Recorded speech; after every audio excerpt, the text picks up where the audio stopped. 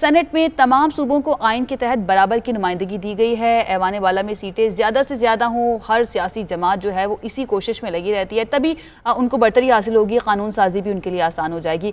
आइन के तहत सेनेट का इलेक्शन जो है वो खुफिया वोटिंग के ज़रिए होता है और सूबाई असम्बली के अरकान अपनी अपनी जमात के उम्मीदवारों को कामयाब करवाने के लिए कोशिशें भी करते हैं और अक्सर जो है देखा जाता है कि पूरी कोशिश की जाती है फिर भी कामयाब नहीं हो पाते। लेकिन सदारती रेफरेंस दायर होने के बाद मुल्क भर में अब ये बहस आ चुकी है कि अब इलेक्शन खुफिया वोटिंग के जरिए होंगे या फिर ओपन बैलेट के जरिए। एग्जैक्टली इलेक्शन जिस इदारे ने कराने, इलेक्शन कमीशन ऑफ पाकिस्तान जिसकी अभी मैं बात कर रहा था, उन्होंने मुखालफत की है ओपन बैलेट की। कल सुप्रीम कोर्ट में यानी शो ऑफ हैंड से उन्होंने मुखालफत की है और कल जो सुप्रीम कोर्ट में समाअत थी उसमें ये बात हो रही थी कि चूंकि तमाम सूबों की यकसा नुमाइंदगी है, एक जितनी सीट्स हैं, तो फिर जिस पार्टी ने सूबों में जितनी सीट्स ली हैं, जितने एमपीएज हैं, उसके मुताबिक सीट्स फिर टोटल आप वही दे दें जो उनका बनता है, जितनी रेशियो बनती है।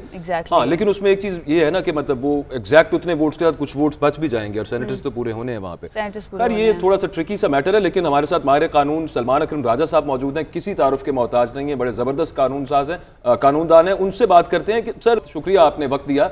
ये फरमाइएगा कि सुप्रीम कोर्ट में जो कल समाअत हुई उसमें ज्यादातर दलाइल ये थे कि मुतनासिब नुमाइंदगी हो और होती है सेनेट में, और अगर बात ये हो रही है कि इक्वल नुमाइंदगी होगी तमाम सूबों की और उसके मुताबिक सीट्स, तो फिर इलेक्शन की जरूरत क्या रह जाती है?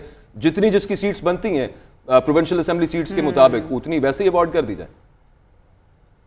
देखिए, आपका बिल्कुल सवाल मौजू है। मुतनासिब नुमाइंदगी के दो मॉडल कम अज कम दुनिया में मौजूद हैं। एक मॉडल ये है जिसको लिस्ट मॉडल कहा जाता है कि पार्टी ने जितनी मिकदार में वोट हासिल किए होते हैं, वो ख़ास जनरल इलेक्शन में हो या जैसे हमारी सेनेट के इलेक्शन में प्रोविंशियल असेंबली में हो, उन वोटों के तनासुब से सेनेट में उसके जो सेनेटर हैं वो उनका तयन हो जाएगा। मिसाल के तौर पे एक सूबे से 20 सेनेटर मुंतखब होने हैं और उस सूबे की सूबाई असेंबली में एक पार्टी की 50% नशिस्तें हैं, तो वो पार्टी कह सकती है कि सेनेट में हमारे 10 सेनेटर होने चाहिए और 10 के वो नाम दे दे और उनको मुंतखब करार दे दिया जाए, कोई इलेक्शन ना हो। इसको कहते हैं लिस्ट प्रोपोर्शनल रिप्रेजेंटेशन, कि आपने इलेक्शन कराया ही नहीं, आपने सिर्फ नाम लिए, लोगों को मुंतखब करार दे दिया। लेकिन हमारा आइन जाहिर है कि ये नहीं है। हमारा आइन ये तसव्वुर करता है कि इलेक्शन होगा और वो सिंगल ट्रांसफरेबल वोट से होगा, और आइन का आर्टिकल 226 कहता है कि all elections under the constitution will be through secret ballot. लिहाजा हमारा आइन ये तसव्वुर करता है कि एक इलेक्शन होगा और उसके लिए एक निज़ाम वज़ा है कानून के जरिए जिसमें तरजीहात दी जाती हैं। पहली तरजीह किसको दी जा रही है, वोट डालने वाला दूसरी तीसरी तरजीह का इजहार कर सकता है। फिर कानून में उसके लिए एक वेटेज है कि मुख्तलिफ तरजीहात के आप कह लीजिए नंबर मुकर्रर हैं और एक फार्मूला है जिसके तहत फिर आखिर मजबूरी नंबर जो हैं हर उम्मीदवार के वो उनका तयन किया जाता है। तो हमारा एक पूरा निज़ाम चल रहा है, इसका कोई ताल्लुक उस लिस्ट प्रोपोर्शनल रिप्रेजेंटेशन से नहीं है कि जिस तनासुब में सूबाई असेंबली में मेंबर हों उसी तनासुब से सेनेट में मेंबर जो हैं मुंतखब करार दे दिए जाएं। अब हुकूमत की कोशिश ये है कि इस निज़ाम को, आइनी निज़ाम को लिस्ट प्रोपोर्शनल रिप्रेजेंटेशन बना दिया जाए बगैर आइनी तरमीम किए। अच्छा सलमान साहब, ऑपोजिशन जमातें जो हैं वो मुसलसल सुप्रीम कोर्ट को मैसेज किसी ना किसी तरीके से पहुंचा रही हैं कि अदालतें इस मामले में ना आए और पार्लियामेंट को भेज दिया जाए, क्योंकि बेसिकली पार्लियामेंट का काम है कानून साजी या तरमीम करना। अगर कोई फैसला आ जाता है सुप्रीम कोर्ट से कि ओपन बैलेट के जरिए ही इलेक्शन करवाना है, तो क्या ऑपोजिशन पाबंद होगी उस फैसले को तस्लीम करने की? यही कहना है कि यहाँ तरमीम की जरूरत है आइन में, और आइनी तरमीम के बगैर ये नहीं हो सकता। अब ये उनकी एक राय है, उनका एक नुक्ता नजर है जिसमें बहुत वजन भी है। अब अगर इस सब के बावजूद एक फैसला अदालत उज़्मा का आ जाता है तो फिर उस फैसले को सबको मानना होगा। हमारे निज़ाम में कोई गुंजाइश नहीं कि अदालत उज़्मा के फैसले को ना माना जाए। अगर इस नौयत का फैसला आ जाए कि जो लफ्ज़ खुफिया है उसकी कोई ऐसी तशरीह कर दी जाए कि बैलेट पेपर जो है उससे वोट डालने वाले की शनाख्त मुमकिन हो, और अदालत ये कह दे कि इसके बावजूद इसको खुफिया ही तस्वुर किया जाएगा, तो फिर जाहिर है खुफिया बैलेट की एक नई ताबीर सामने आएगी और उसके तहत ही फिर इलेक्शन होंगे बगैर। बिल्कुल ठीक है। अच्छा सर, वो जो आप पहले लाइन रिप्रेजेंटेशन की बात कर रहे थे, अगर सुप्रीम कोर्ट कह देती है कि मुतनासिब नुमाइंदगी होनी चाहिए, तो आइन में तरमीम के बगैर क्या ये मुमकिन है, वही जो आप पहले बात कर रहे थे?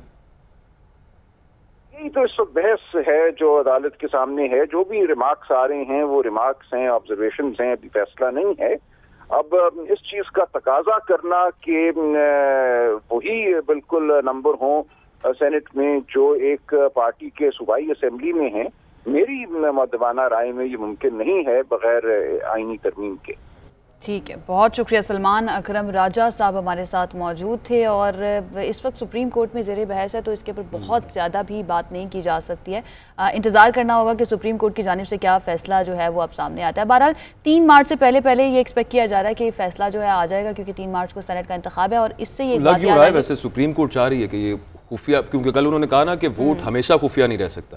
इलेक्शन कमीशन का इख्तियार तो हो सकता है ना, वोट वहां पर कास्ट हो गया, आप ना किसी को बताएं, लेकिन अगर कोई शिकायत आई कि इतने वोट्स इस पार्टी के पास थे नहीं, जैसे लास्ट सेनेट इलेक्शन में हुआ, अगर 4 वोट्स ने पीपल्स पार्टी की और 2 सीट्स वो ले गए केपी से, एक चीज जो तो है फिर ना, वहां पर आप उसको आइडेंटिफाई कर सकते हैं। ये कैसे डिफरेंशिएट किया जाएगा कि कोई भी अरकान रुकनी असम्बली है, उसने ये वोट जो है बेचा है या अपनी मर्जी से दिया है, क्योंकि जो जमहूरियत है वो यही कहती है। कह रहे थे ना कल, वो कहते हैं हल्फ लेंगे उस पर।